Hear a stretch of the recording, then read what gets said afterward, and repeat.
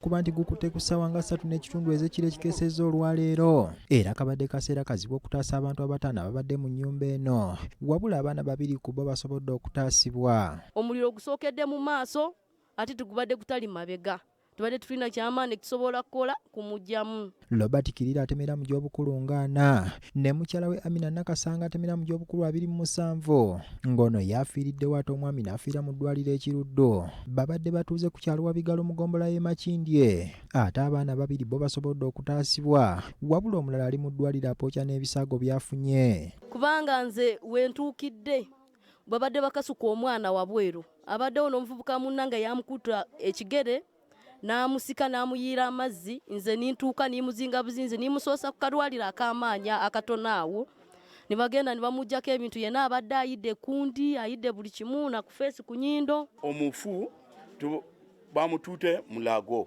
so omwami kutwala omwami ku kiruudo ekeera ku makya tufune fomu ekyo n'omusajja naye akoze kiye naye yafudde. Abeerabiddeko n'agabwe batubuulidde ku mbeera nga bw'ebadde nti ekimotoka kya poliisi ekizikiriza omuliro kyatuuse mu kitundu wabula abasirikale abadde bagiddeko ne babula we bakiisa olw'amakubo agatuukayo okubeera amafunda. Fire brigade bizibu fire brigade bo bafunye tewali makubo ayitamo they tried all the best. Tubadde tusaba kando baziwere tukooye kuba nange ze mwennyini ayogera no kando zaali zinjokerezaako ebintu naye tulina okunyolwa kw'amaanyi mutusaasire nga gavumenti kuba abamu tetwesobola kuba n'amasannyalaze. Robert Fabashenga nga mukozi mu kitongole ekirondoola omutindo mu ggwanga BBS alabudde abantu okubeera abeegendereza nga beewala okukolera emirimu mu nnyumba.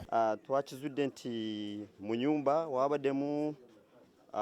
babadde bakoleramu batundiramu omwenge batundiramu wali ebintu bye bakoleramu akanyumba kafunda. Kati mbadde njagala kutegeeza abantu bonna bw'oba olina akayumba katono tokola ebintu by'amakwa nti byakukolera mu nnyumba nga weekweka kubanga essaawa yonna wayinza kubeerawo obuzibu. Emirambo gya babiri gitwaliddwa mu ggwanika e Mulago ate nga n'omwana eyakoseddwa kyafuna bujjanjabi. Kati tulina omwana naye ali bubi so kati tuyamba ffena nga abatuuze tulabe engeri yakukwatagana mu kitundu tulabe tina ebintu bino tukoze ki tumalako zino ensonga.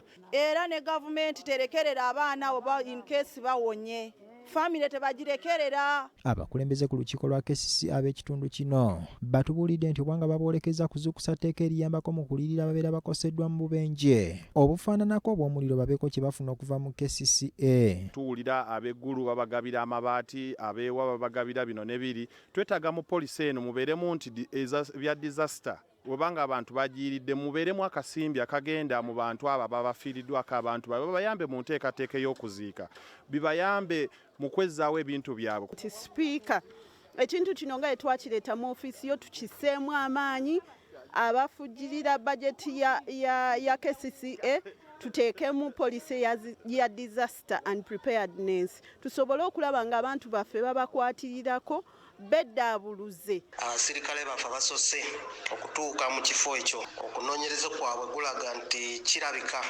obuzibu buvudde ku kando nga baleese ng'eyaka abantu bwe mwena nti oba mumanyi temuleka kando temuleka sigiri ng'eyaka ate ne muli baki ne musibiramu mu nnyumba munda. Ronald Kitanda, BBS Terefayina, Gambuuze.